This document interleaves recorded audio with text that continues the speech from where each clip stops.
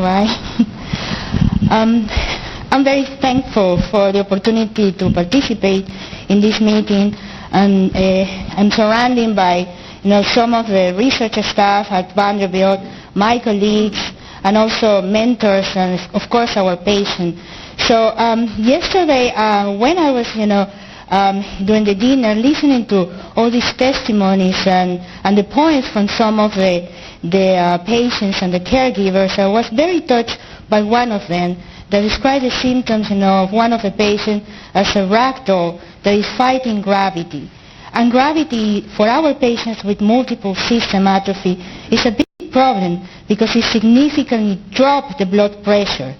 And of course, we have limited availability of treatment. And today I'm very fortunate to present some of our preliminary results or some of new treatment for orthostatic hypotension that affect our patients.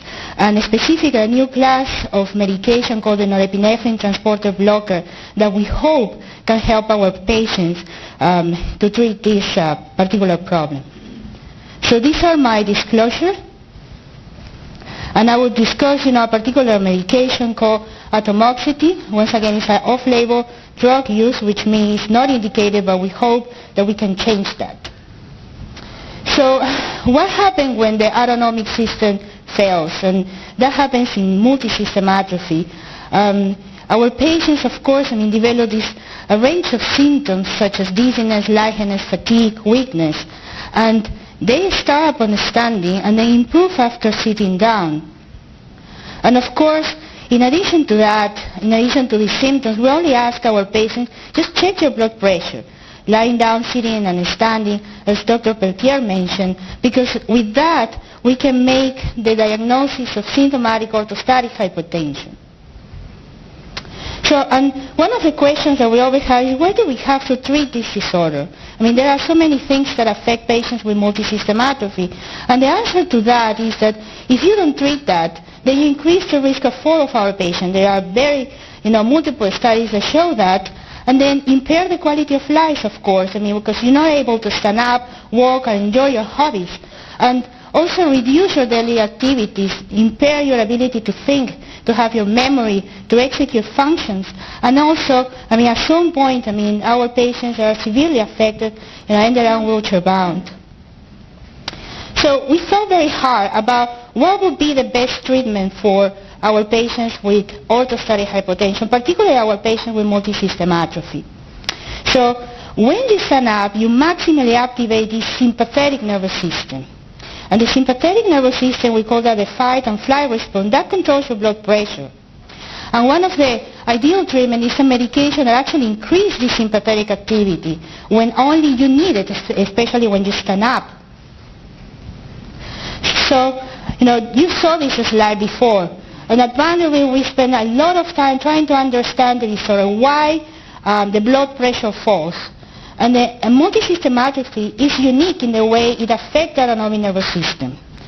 So as you can see, the problem is in the autonomic central control, mostly in the brain, whereas in the periphery, the nerves are there.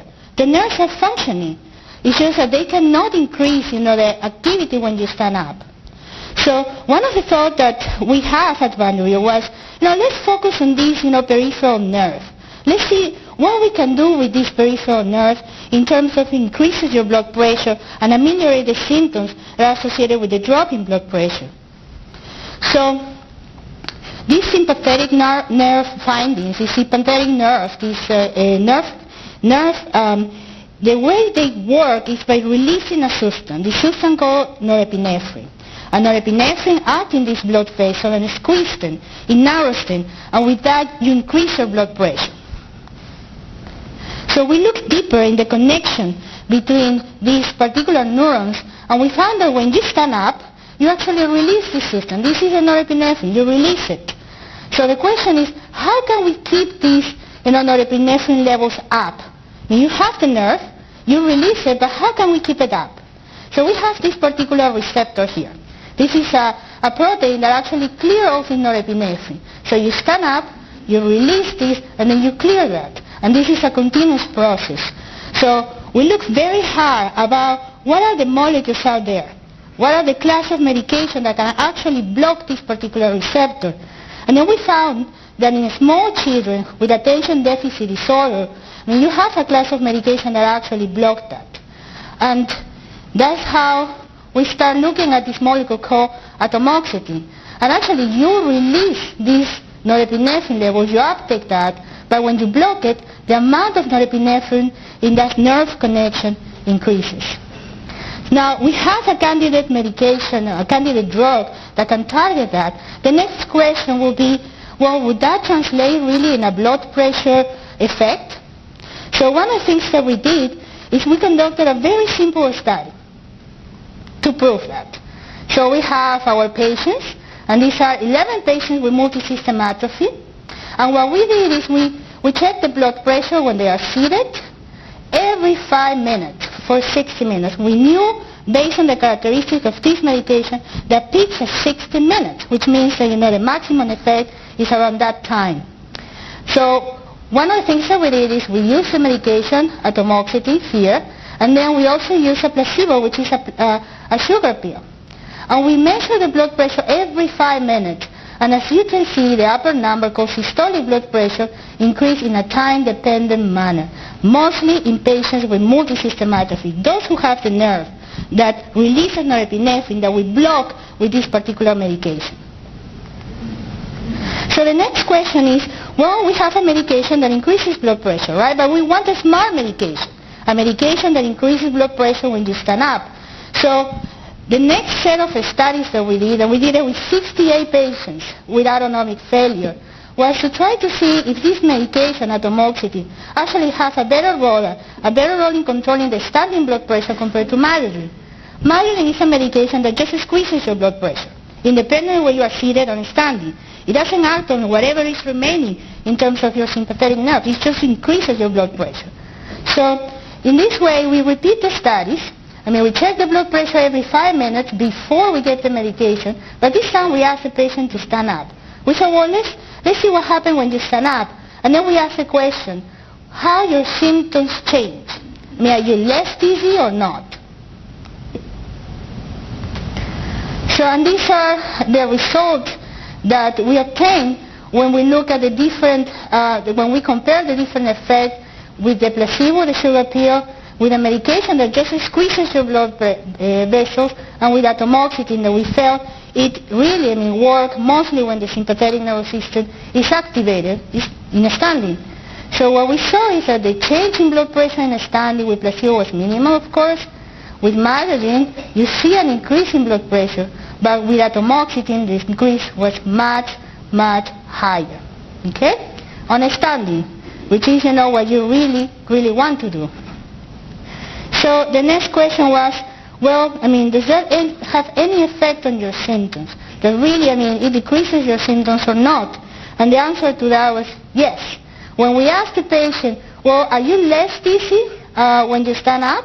Then the effect of atomoxetine was higher compared to people who received Myodrine and compared to the sugar pill. So for that, this was very, very exciting data. So and then we asked the question, well, we have, different type of autonomic disorders. We have patients with pure autonomic failure, we have patients with Parkinson, we have patients with multisystem atrophy, and we have patients really that we don't know exactly what is going on, but the blood pressure also dropped. And the signal was much higher in this group, and patients with multisystem atrophy and some of Parkinson's disease. And we felt that this signal in Parkinson's is because in early Parkinson's it's very difficult to differentiate whether a patient has multisystem atrophy or not, right? So that clearly tells us that this medication can be used for the treatment of attention deficit disorder in children, improve upright blood pressure, standing blood pressure, and the orthostatic symptoms, the dizziness, the lightheadedness, compared to Myodrine, which is, another medication that is available to treat that. And the patients with multisystem atrophy had a better response than other type of patients with autonomic disorders that causes orthostatic hypotension. And our goal now is to try to repurpose this medication for the treatment of orthostatic hypotension in multisystem atrophy and maybe in other disorders. Now, the process of repurposing a drug is a very long process, less than when you create a new molecule. Okay? So, and right now what we're doing is we proposed to the FDA a study in which we wanted to know whether this medication chronically, taken on a daily basis, has the same effect. And the FDA, the Office for Orphan Product Development, provided us the funding to conduct this study. And right now it's conducted in 2 different centers. The Dysautonomia Center at NYU and at Vanderbilt University. We collaborate a lot, and we're currently, a third of our enrollment goal. And what I can tell you about what we found is that in 11 patients that we randomized, 70% of enrolled patients requested us to continue, with atomoxetine off-label, and we started the process, of course, of fighting with insurance company to be able to provide this to our patients. Now, this particular exciting data, led us to work with pharmaceutical companies to look at other beneficial effects of other norepinephrine transporter inhibitors. And that is where Theravance comes with this particular molecule, TD9855. So, and the difference between atomoxetine and this particular molecule is that actually, has a much longer half-life. So atomoxetine just works when you take it for about an hour, and then 3 or 4 hours later it's out of your body. This medication stays much longer in your body.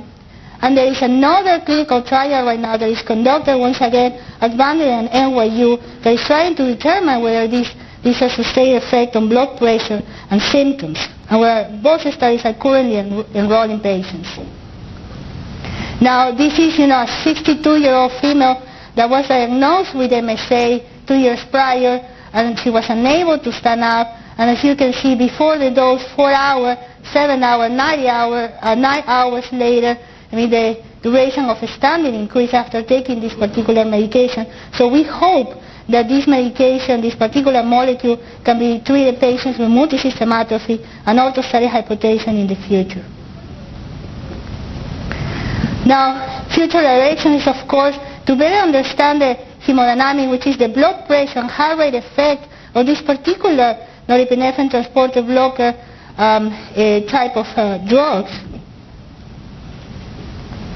Now, none of these studies will be able to be done without, the support of an amazing staff in both centers. Particularly, Bonnie Black, who is an amazing nurse. She exemplifies what a nurse is. Not only that, but she's an amazing research nurse. And she goes, above and beyond her work. Sometimes pick up patients from the airport to facilitate, the transportation of these patients. And once again, none of this study will be done without her support. And in addition to that, I also wanted to highlight how important role was that Dr. Robertson played in nurturing the next generation of autonomic researchers. I remember when I was a research fellow, I put all the preliminary data, and I plotted all the preliminary data, and I went to David's office, and he has this open door policy. And he sat down with me, and I said, well, Cyndya, I bet this effect will be much greater in multisystem atrophy. Why don't you pursue that? And that's what we did, in the next years. Of course, none of these studies will be able to be done without the participation of our patients with multisystem atrophy, and that is very important. So in particular, I remember a patient, and we hope that he was going to come, but I hope that he's online looking at this presentation. He gave us permission to share his name. He's Mr. Harris, and he's one of the first participants in our study. So Mr. Harris, he gave us one task. He said, well, I know that this disease has a bad prognosis, but I just want one thing, I want you to fix one thing. In a couple of months, 3 or 4 months, my daughter is getting married. And what I want you to do is to fix me enough to take my daughter down the aisle while he's getting married. So we started, he was one of the first participants, and we started a dose titration, which means that we started with very small doses to see how he responded to the effect of atomoxetine. And the second day where he was receiving another smaller doses, we were doing medicine round with our third-year resident, and one of the nurses in the CRC stormed in and he said, you know what? He took a hot shower. And we were all celebrating because we know how difficult it is for one of our patients to take a hot shower. And of course, our resident was like, what are you talking about? Why we're discussing in medicine round where a patient had not took a hot shower? We have to explain them. And that was our role, not only as a researcher, but as a physician to explain, what are these, how this is going to impact the daily living of our patients. So, and 3 months after, we discharged Mr. Harris on the medication, having to fight with insurance to approve it, then he sent us this picture.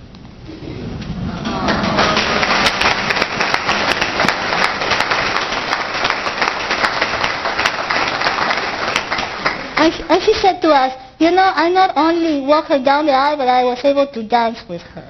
So, and with that, I just wanted to finish my presentation. And he couldn't be here today, unfortunately. Yes. Wednesday and said that he couldn't make it. Yeah. Gives his regards to all of